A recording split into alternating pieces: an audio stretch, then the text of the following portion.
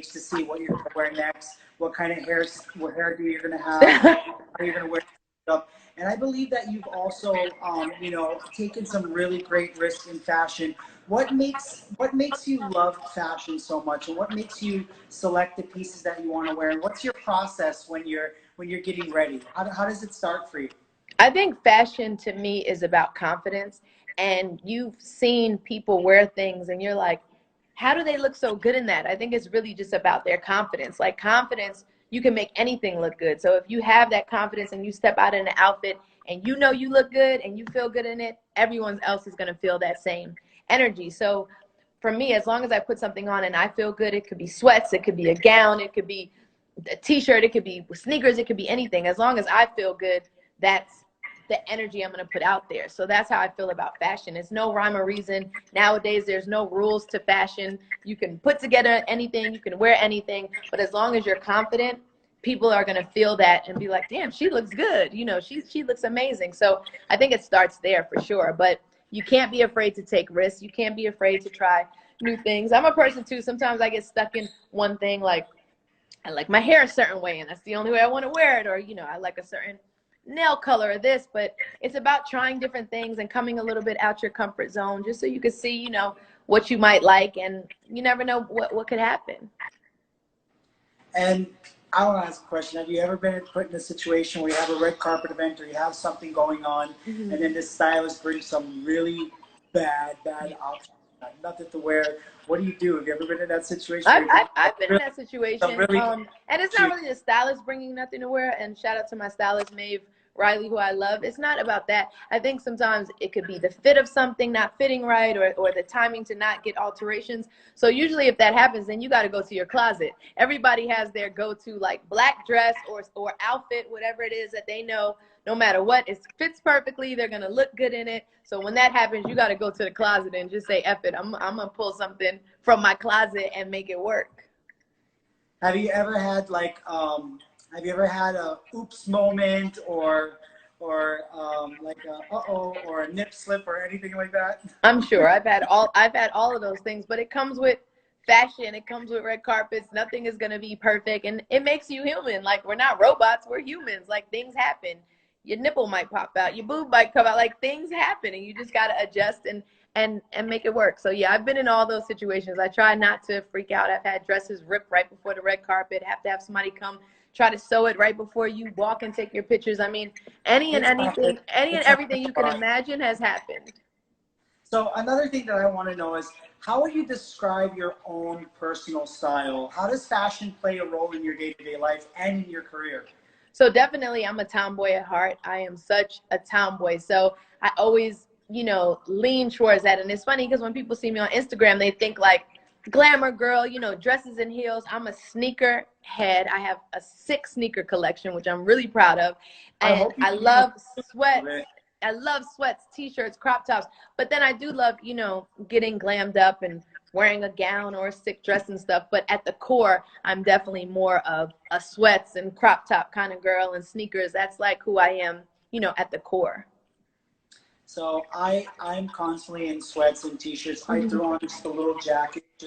Yeah, you look great right now. You popping right now.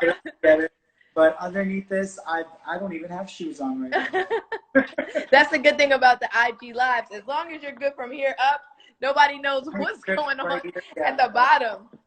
Yeah, we don't want. I'll give you a tour a little bit later, but okay. Here. But with so many things going on in your life, how do you find time for yourself? Can you describe like what you do for your me day or me time, or what's Lala's self-care? I try to meditate. I've been doing that lately, which is really hard for me because my mind is constantly racing and nonstop. But a friend of mine has been trying to get me to like slow down and meditate and just take, whether it's 5 minutes in the morning, 5 minutes at the end of the day, and just reflect on the day or what the day is going to be like. That's really important.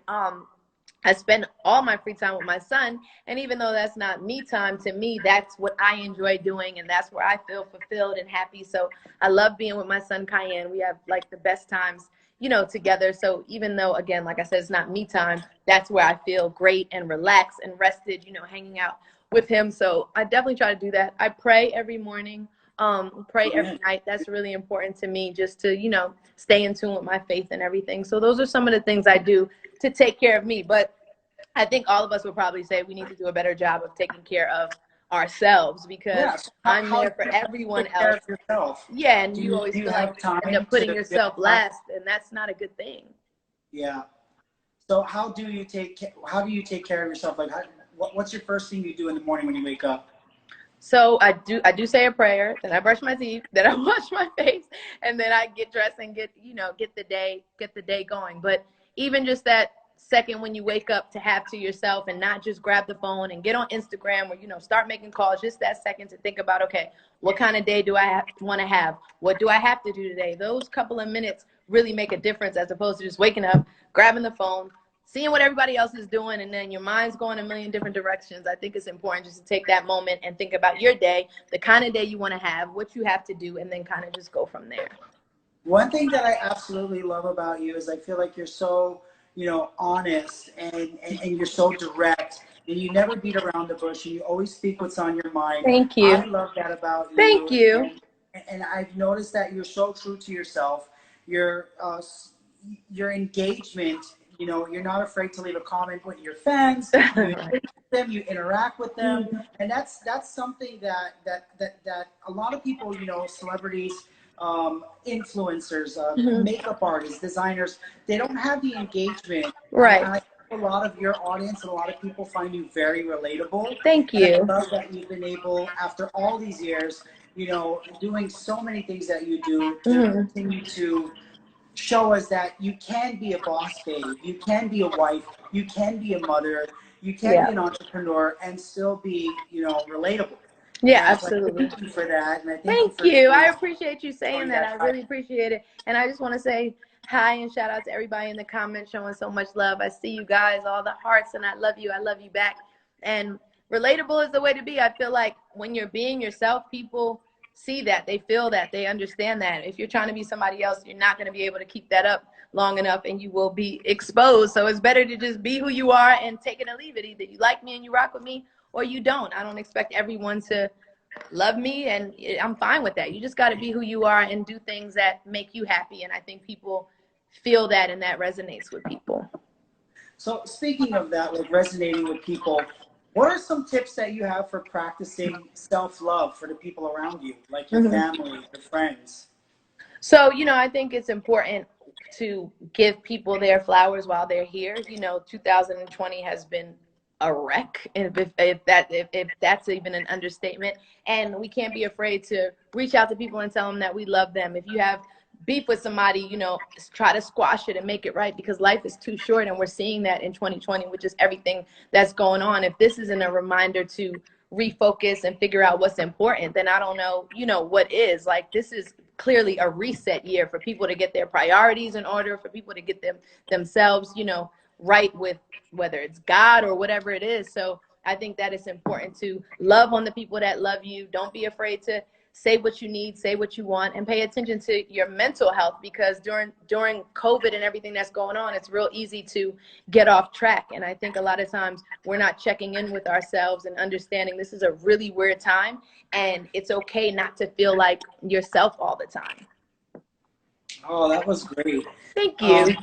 I think a lot of people don't know too much about you and women empowerment. If people follow your stories and they see your posts, and they just follow you on a day-to-day basis, they will see how much you strive for women empowerment and the things that you do to let people know that they can, empower themselves, and you fight for equal opportunity, and you fight for, women. You're always there. You're always just letting people know that it's something that they can do. We need to empower more women. More women need to stand up, and more women need to come together. And it's not about hating one another on whose blog is better, whose makeup page is better, whose fashion is better. Women support each other all the time. You're one of the people that we all look to. You're always Thank you. supporting your friends. You're always supporting other women.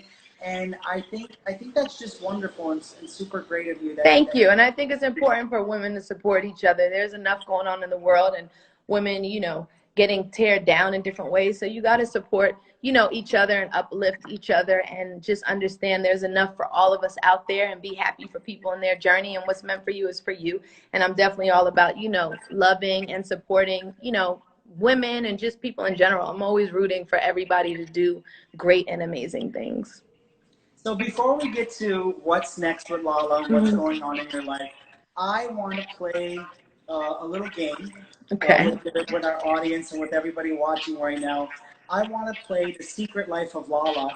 Okay. I want to know, what can you tell us that your fans and the people closest to you don't know about you? That's a good one. Well, I'm terrified of rats. It's my biggest fear. I live in New York City. I'm from New York, so it's a crazy thing. But I am deathly afraid of rats, like a crazy person. And I don't think that's something that people would know about me. I'm crazy when it comes to that. I want more. I want more. What's your favorite food? So my favorite food is Nestle Crunch, which I don't know if you say it's a food or a candy or a snack, but Nestle Crunch, and anyone who knows me knows that. So at Thanksgiving, we have to have the turkey, mashed potatoes, And some Nestle Crunch. Yes, yes. Done. Done. Now, any hidden talents that we don't know about you? Can you sing? Well, I used to want to be a rapper when I was younger. So in my mind, I'm still like a rapper. When I was younger, I definitely thought that's what I was gonna do. So that might be a secret talent. I can rap a lot of songs. Well, I memorize lyrics to rap songs. You put it out there, you're gonna have to drop a bar. Have to give it a little something. I don't think I have any more bars right now, but I'll send you something. Okay. That's great. That's great. So what's next for you? What are we looking for? So, what is working on? Yeah. Any fun projects coming out? Yeah, so I was on Power and that finished, and there's a Power spinoff that's on right now, which is amazing. So shout out to everybody doing that. And now I'm on The Shy on Showtime. Season 3 just wrapped. It was on television, just wrapped. So hopefully, you know, with COVID and production starting to go back up, hopefully we'll be shooting season 4 soon, and we shoot that out.